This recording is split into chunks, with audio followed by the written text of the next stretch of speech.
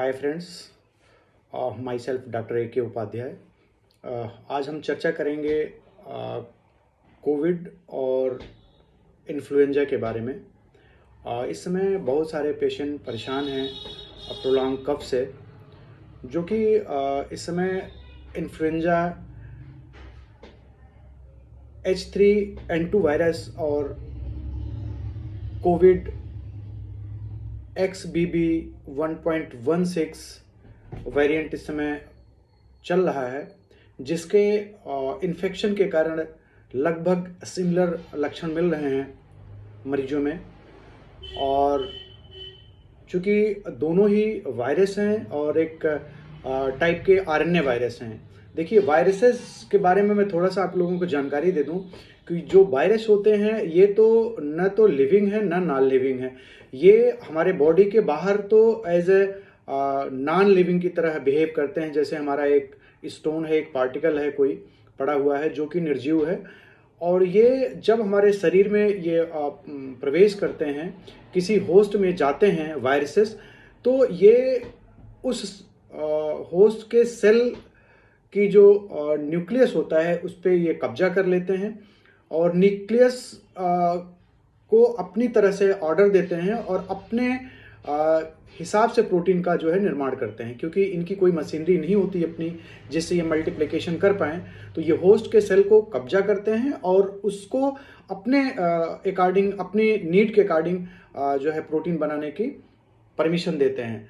तो होता क्या है कि जब ये बाहर रहता है शरीर के तो नॉन लिविंग है, शरीर के अंदर आ गया तो ये लिविंग की तरह बिहेव करता है।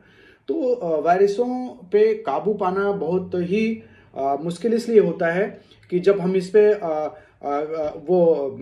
किसी एंटीवायरल के द्वारा या किसी इंटरफेरॉन के द्वारा या किसी इम्यूनोग्लोबिन के द्वारा हम इसको जब भी प्रोविट करते हैं तो ये बिहेव करने लगता है नॉन लिविंग की तरह।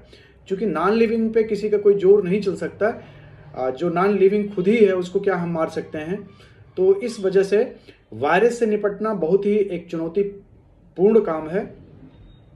तो हमें चाहे जो भी वायरसेस हैं, ऑलमोस्ट सभी वायरसेस के लिए जो कि चाहे तो वो इन्फ्लुएंजा वायरस हो, चाहे तो कोरोना वायरस हो, जिसमें कि लमसम लक्षण एक ही जैसे मिलते हैं कि कफ, कोल्ड, राइनोरिया, हेडेक, माइल्जिया, पायरेक्सिया, जिसमें नोजिया होगी, और कुछ पेशेंटों में रैसेस मिलते हैं बॉडी पे, कुछ में टेस्ट का लॉस, स्मेल का लॉस, कुछ में जो है वाटरी डायरिया होता है।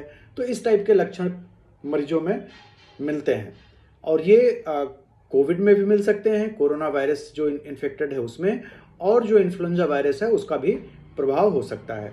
तो ऑलमोस्ट ये दोनों में सिमिलर लक्षण होते हैं, और चूंकि वायरस हैं, दोनों ही RNA वायरस हैं, और लगभग जो ट्रीटमेंट है, लाइन ऑफ ट्रीटमेंट है, एक ही जैसे होता है। चूंकि वायरस मल्टीप्लिकेशन के लिए बॉडी से प्रोटीन लेता है, और जो हम एनर्जी इनटेक करते हैं, ग्लूकोज लेते हैं, उससे एनर्जी लेता है।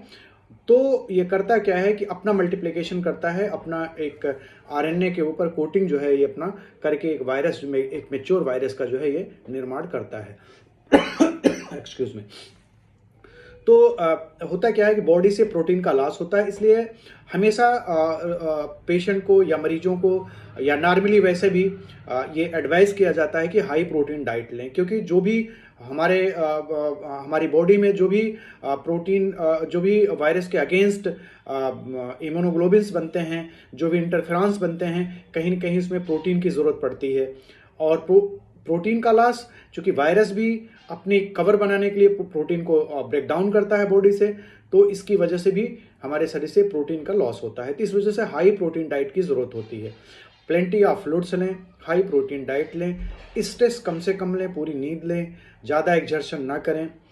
और अगर हमें इनमें से कोई भी लक्षण मिलते हैं, चाहे वो हमारे इन्फ्लुएंजा की वजह से हो, चाहे कोरोना की वजह से, लक्षण कोई से भी मिलते हैं, तो उसमें हमें क्या करना है।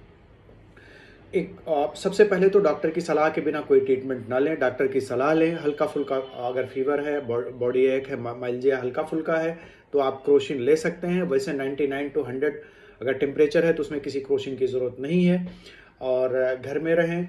आइसोलेट करके रहें अपने को, और सीतो पलादी चूर्ण का 1-1 चम्मच शहद के साथ सुबह, दोपहर, शाम को लें।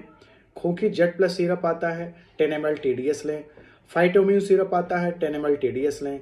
और high protein diet, plenty of liquids, घर में रहें, रेस्ट करें, ये मेजर्स लेते रहें। डॉक्टर की सलाह लें, डॉक्टर के अकॉर्डिंग जांच करवाएं। Thank you so much.